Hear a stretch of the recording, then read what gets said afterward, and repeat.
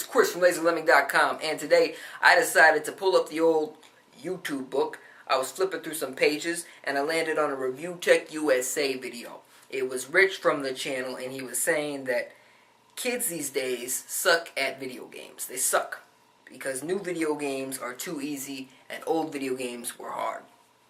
And he's referencing this off of a Teens React video where teens were introduced in NES for the first time. Most of them had no idea what it was, and it was their first time playing an NES.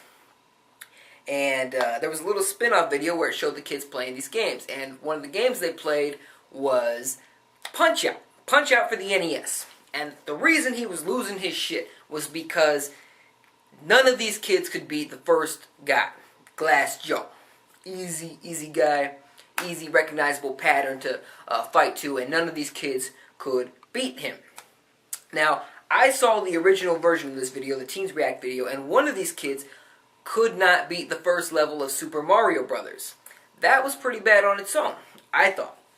But that's because partially Super Mario Brothers, just the first level, is so ingrained in a lot of our heads. We know the fucking level. And maybe as kids, maybe, I don't know, I can't remember a time getting a game over on the first level of Mario Brothers, but maybe it happened. But he came to the point that I was inevitably coming to as I was watching this video. The reason this is because games these days are easy. They're a lot easier than they were in the 80s and the 90s. Way easier. Way easier.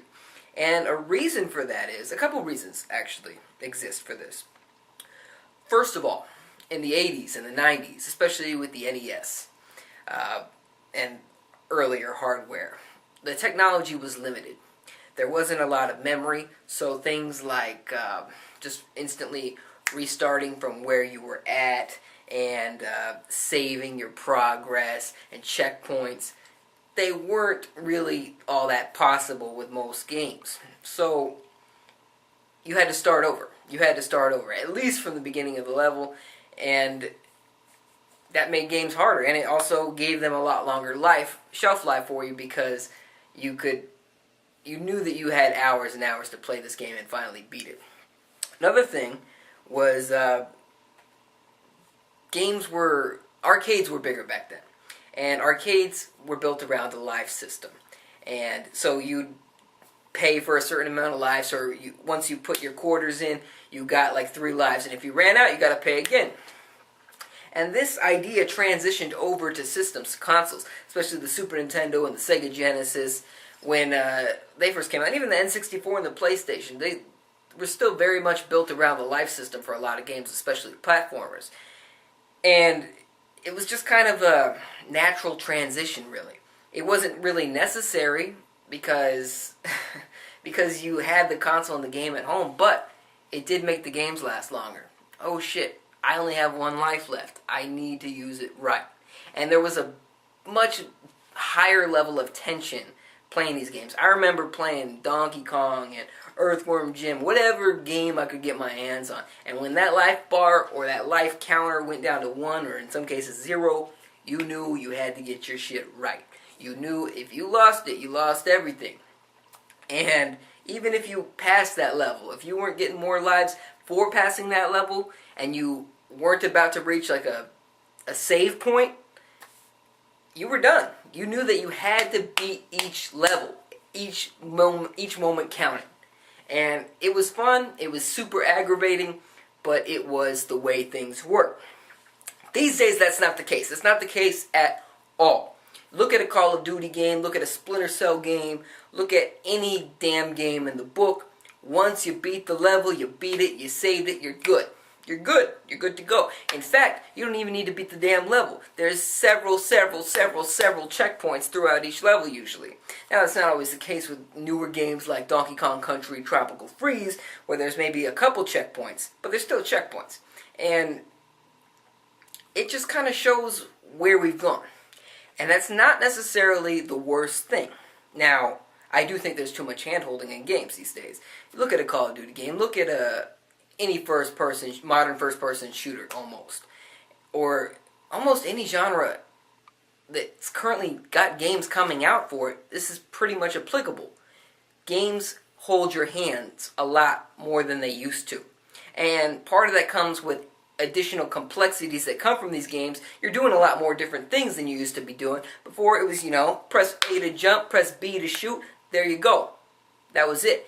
And as more buttons were added to controllers and more dimensions were added to games, it changed things up and it made them more complex. But at the same time, with these new abilities in games, became a push for simplification to get more people into playing these games. And I'd say it worked. The gaming population is much bigger now, but it's come at a cost of difficulty. And there's been a push, especially with the indie scene and somewhat with the Dark Souls scene, to bring back this hardcore hard game. But it's either, it's either one extreme or the other. At least that's the way I look at it. And what a lot of companies like to do when it comes to adding additional difficulty levels is just kind of throwing more bad guys at you or making your health bar like almost zero from the start. And that's not too much different than it was back in the day, but I don't know, it feels a little cheap to me. It feels a little cheap to me. But that's why things are the way they are. That's why games are easier than they were back then. And don't get me wrong, I still love a challenging game. In fact, I prefer it. I'm replaying through the Metroid Prime trilogy right now. Challenging games. They make you use your thinker. I'm playing through Donkey Kong Country Tropical Freeze. Challenging game. A lot of people can't even hang with it these days. A lot of people that call themselves gamers back in the day, or whatever the fuck they call themselves, the people that played video games back in the day, back in the same time I played them and could handle these kind of games, are no longer even wishing to touch them because it's just too much work. They just want to enjoy themselves. And this goes all the way down to the people that choose easy mode just because they just want to enjoy the experience. And they're not necessarily looking for a challenge. And that's not necessarily a bad thing. But that's my opinion. Share yours in the comments section below. Do you think that games are too easy these days? Do you think that gamers have been pussified? Let me know.